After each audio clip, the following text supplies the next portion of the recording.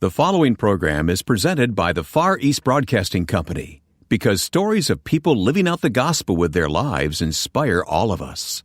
FEBC, taking Christ to the world through radio and new media. Learn more at febctoday.org. All the things I've gone through, I figure that the good Lord's got more work for me, so if He gives me another day, I get to work. And what I say, I always kid, I say I have two bosses, the good Lord and my wife, and I listen to both of them every day, so it keeps me on track.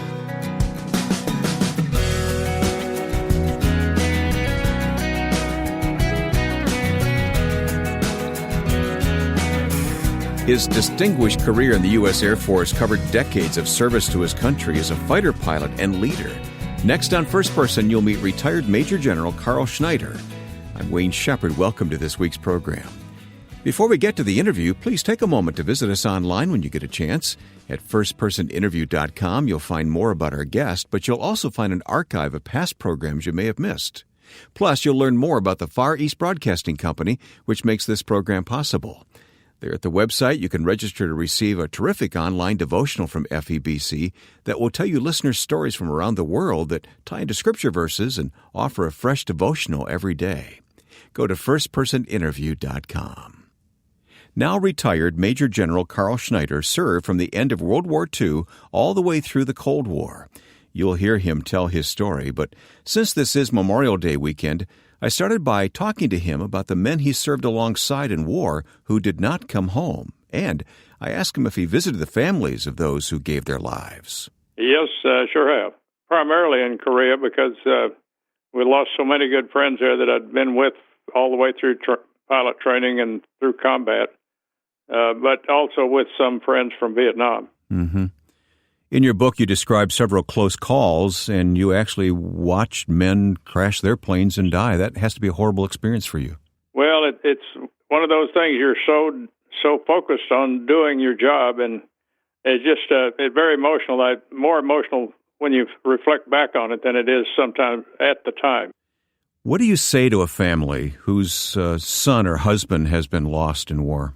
Well, I think the main thing is just tell them what the life was like, what their son was like when I knew him and in combat, and what a great person they were. We had a wonderful group of pilots in both wars, and just to build them up, let them know that their time was not in vain. And of course, in Korea, when I first came back, many folks didn't really care about the war, and they said it was not worth it. Now, when I give talks, I say, well, you asked 50 million South Koreans whether it was worth it or not. They're now living in freedom. So just try to be friends with them and stay in touch with them. I've maintained contact over many years with several of the families. Yeah, I understand you've actually bonded with some of those families. I sure did. One in Florida, just like part of the family. One of the nieces just moved to Nashville, and I was over at their house for lunch. They gave me a birthday party, and they call me Uncle Carl, and I'm just like part of their regular family. Well, Carl, you went from enlisted private at the end of World War II to Major General in the Air Force, and we want to talk about that career. But it started in a cotton field, literally, in Texas. Is that right? Yes, that's right. And my brother and I hated that farm work except for driving a tractor, a car, or motorcycle, and riding horses. All the other was just pure drudgery, milking cows and chopping weeds. So we saw an old airplane come over one day and do acrobatics, and I turned to my brother and I said, that's what I'm going to do. I'm getting out of this cotton patch. So he ended up in the Air Force also. How old were you at the time? I don't know, somewhere around 9, 10, somewhere in that area. And when did you first fly in a plane then? I mean, 9 or 10, you weren't able to do much about it, but when did you start flying?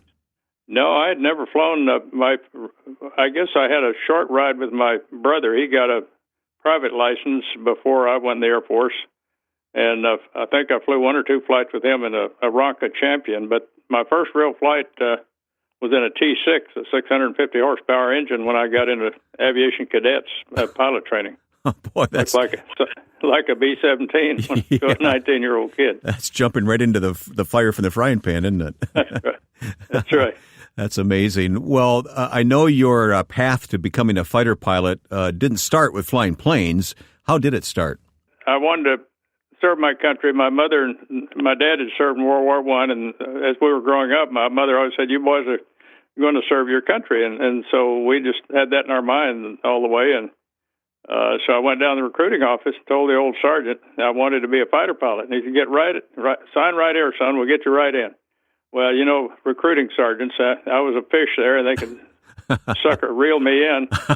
Turned out pilot training wasn't even open. This was right after World War II. We had thousands of excess pilots. So I ended up going to basic training, then to a tech school up in Denver, and became an armament mechanic, and then was assigned to a B-29 unit, the one that had previously dropped the atomic bombs in Japan, and served there until I got orders later to pilot training.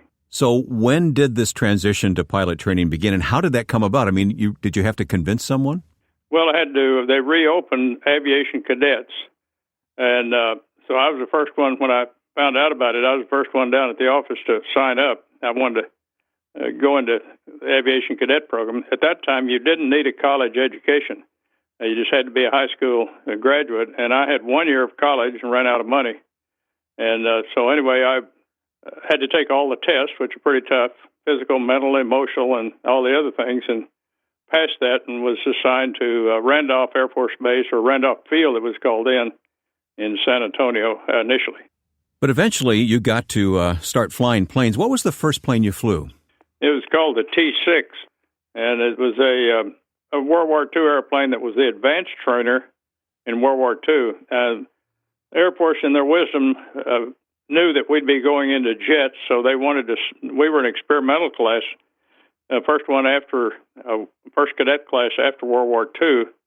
So we started off in the advanced trainer at T-6, flew that for about 220 hours, and then our last 80 hours were in the P-51, which was the main combat fighter in World War II. So they really accelerated our training, and of course the washout rate was 60%. So not too many made it through. It was really a tough program, but it prepared us well for the speed and so forth of jet aircraft after we graduated. Yeah, I think most Americans, when we think about World War II fighter planes, we think of the P-51, don't we? Yes, that was one of the main aircraft, mainly in Europe, and then, of course, later in Japan. They used to fly long-range missions all the way to Japan from the islands in the Pacific to escort the B-29. So it was a main fighter. The P-51 and the P-47 were the two main tactical fighters in World War II. Now, when you joined up, this is actually pre-Air Force, isn't it? 1 year before we became the U.S. Air Force. It was still the Army Air Force when I went in, and we got commissioned. We still wore the old Army pinks and greens, they called them, uniform, and then transitioned to the blue uniform after we became a separate service on 18 September 1947. My goodness, so you're actually part of history. That's remarkable. It really is. Well, I'm technically a World War II veteran because I went in. The official end of World War II, official end, was 31 December 1946, a year and a half after peace treaty was signed the surrender was signed in Tokyo Bay.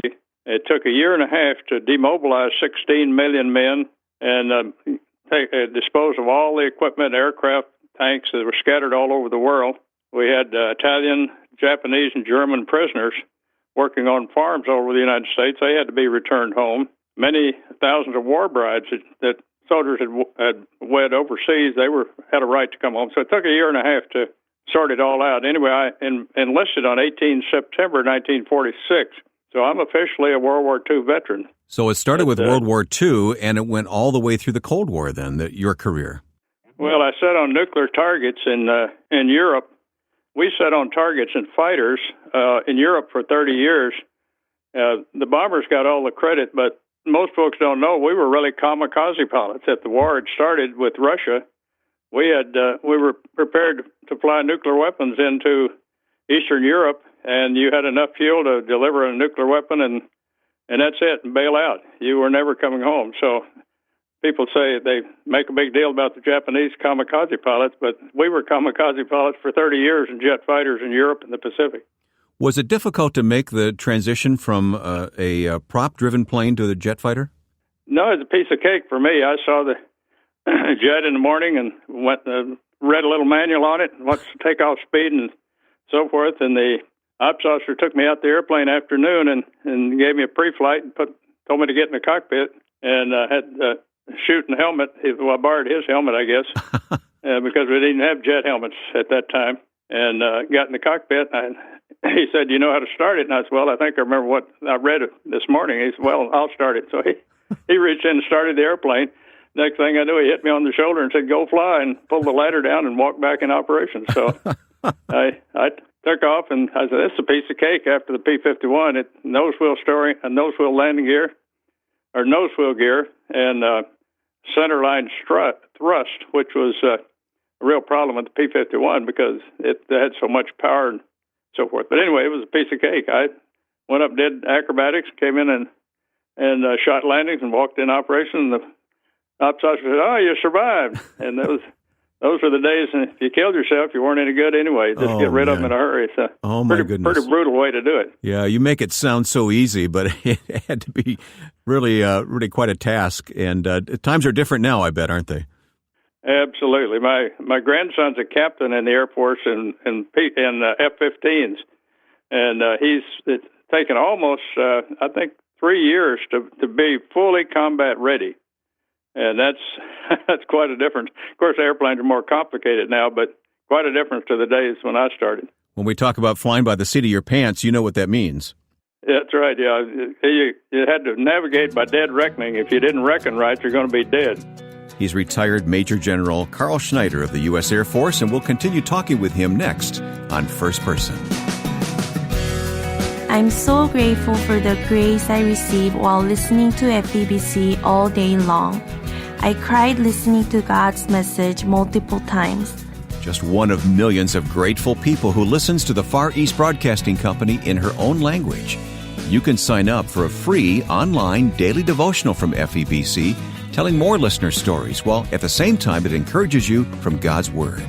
Receive this online devotional without obligation when you visit firstpersoninterview.com. My guest is retired Air Force Major General Carl Schneider, good friend, and the author of 2 books. The first book is his life story, Little House on the High Plains, story of growing up in Texas, his memoir of family living during the times of the Dust Bowl there in the Great Depression and World War II. And then his second book, Jet Pioneer, a fighter pilot's memoir, Major General Carl G. Schneider. You are dedicating the proceeds of these books to charity. Why are you doing that, Carl?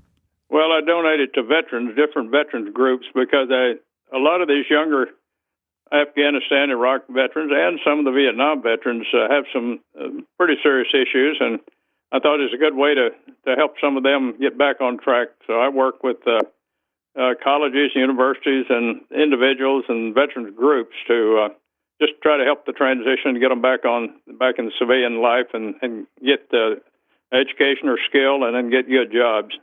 You flew combat missions in both the Korean War and the Vietnam War. Talk about Korea and your service there. I was on Okinawa when the war started, and I just finished my tour there and was just ready to come home. And the wing commander came in and said the North Koreans have invaded South Korea, and that several of you guys are eligible to go home if you want to. You finished your tour, but he said you'll probably be back over here, so why don't you just stay, and we'll probably be going up there pretty soon. So we all stayed and moved up to Itazuki, Japan, in, I think, September of 1950, and flew a lot of missions right around the Pusan perimeter, which was just the very corner of South Korea that we were still holding. Flew a lot of missions there, and then after the Incheon invasion, we moved up to Kimpo in Seoul and flew missions out of there, and then moved back to Itazuki after the Chinese came in, and then the group finally moved back up to Korea after the war stabilized a bit. We glorify fighter pilots, but there wasn't any glory, was there? No, it was tough. It was the coldest winter they'd had in Korea in 100 years. It's just absolutely miserable, and of course we're short of parts. We'd sort of like we are right now. We had practically demobilized the military, so we were had some tough times there. And of quarters were not good, and it was miserable conditions, and so it was not a fun deal. And then many missions, you knew one guy out of four wasn't coming back, so it was a pretty tough time. I read in your book that 22 of 32 pilots were lost in your section. Yeah, that was most of the guys I'd gone through pilot training with and through 2 assignments, so they were just like brothers. It was really painful to lose them, and then of course it was doubly painful to come back and have to visit with all the families and go through it all again. So it was a very tough emotional time. But you didn't have to do that. Why did you do that? Well, we'd made an agreement when we all agreed that we'd go on to Korea with our group in Okinawa. So we got together and agreed that whoever survived, which we knew not all of us would make it, would visit the other guy's family. So we all started divvied up the ones we'd lost, and I visited several of the families and got to know them and have stayed in touch with them. In fact, I was just over in Lebanon, Tennessee, giving a talk a few days ago, and one of my good buddies was killed over there. I tried to find the family I'd visited when I came home, but they had all passed away. So I had stayed in touch with them for a few years, but I think it gave closure to a lot of the families to know that that you'd served with their son, and he served honorably. Yeah, well, thank you for doing that. That's remarkable. And in addition to those who died, several became POWs. Have you been in contact with them since? Yeah, our commander got shot down, and I stayed in touch with him. He was POW. He came back and worked for Sandia Corporation. He lost a leg when he bailed out. He evaded for a while, and then gangrene set in, and they just sawed his leg off with no anesthetic in North Korea. And but he survived and lived another 15 or 20 years. Well, your interest in Korea today, South Korea today, and ministry in North Korea is remarkable because you are supporting the Far East Broadcasting Company. I would imagine it dates back to your service in Korea. Is that correct? Well, it did, yes. I had a lot of friends there. I trained a lot of the Korean pilots right after we came home from Korea. I had 13 young captain and I think 12 lieutenants came to my base, and I was detailed to train them to fly jet fighters. They'd been flying P-51s during in the Republic of Korea Air Force. Anyway, I trained all of them, and we had them over to our home, and it really took great care of them. 20 years later, I went back, and the captain's now a 4-star commander of the Korean Air Force, and the others are all generals, so I had about anything I wanted in the Korean Air Force. They Yeah. opened the door and said, "You go fly anything you want." Yeah, I bet so. That's a great story. Well, in addition to combating Korea, you flew in Vietnam, which, just blows our mind that you started at the end of World War II and went all the way through the Cold War and past. Talk about Vietnam for a moment. Well, I had a fighter squadron out in Arizona, and I got a call one day from a general up in headquarters in Langley, and he said, "You've been selected to go to Vietnam and set up the Air Liaison Officer Forward Air Controller Program." And I said, "Where's Vietnam?" This is 1962. He said, "Well, they call it Indochina." We didn't have any publicity about that. Hardly heard the name. Anyway, I went over there and set up the program with the Vietnamese Air Force and the Vietnamese Army. This is a coordination program of air and ground support for the forces there. And then I flew with the Vietnamese Air Force, and then went out with the Vietnamese Army on missions, and then helped set up a lot of camps up along the Laotian-Cambodian border for special forces that were coming in, and set up their air request net.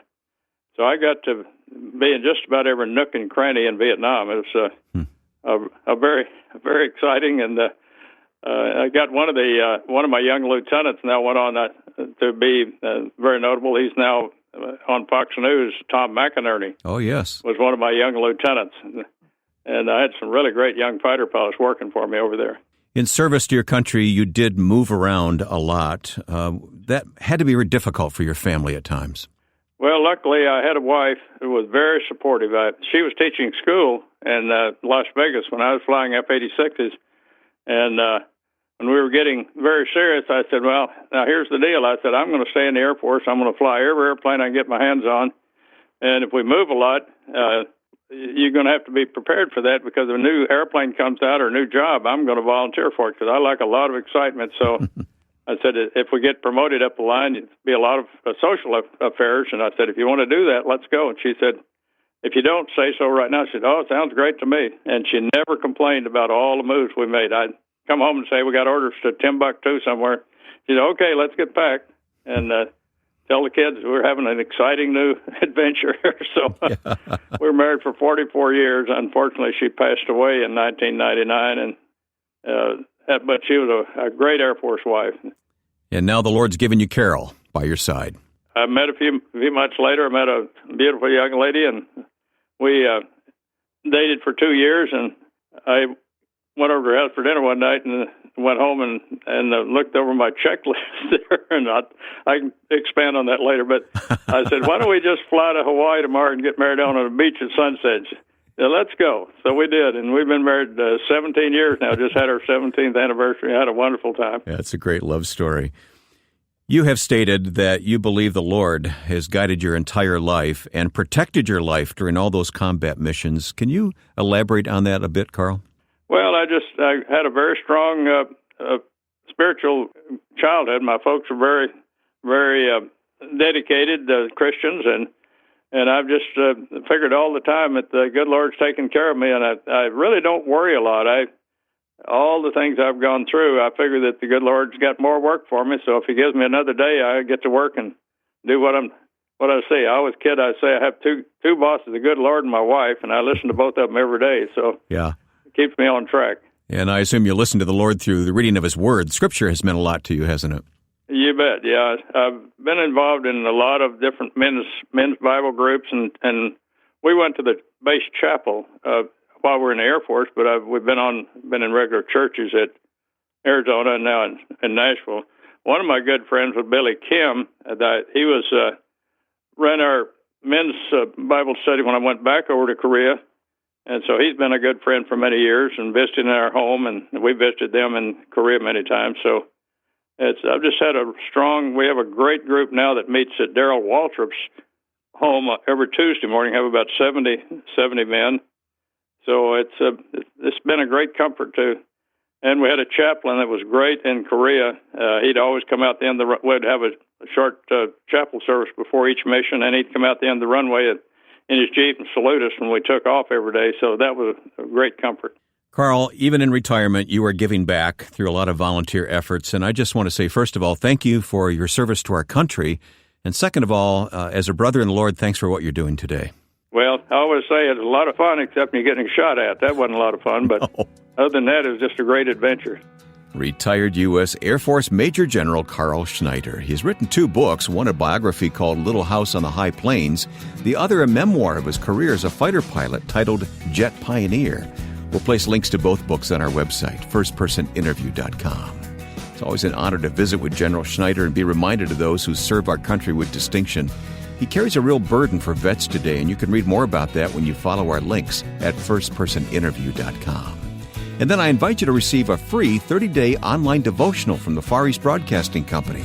Over the course of 30 days, you'll receive a devotional to your inbox that will inspire you with listener stories and challenge you with the Word of God. Register without charge or obligation by visiting firstpersoninterview.com.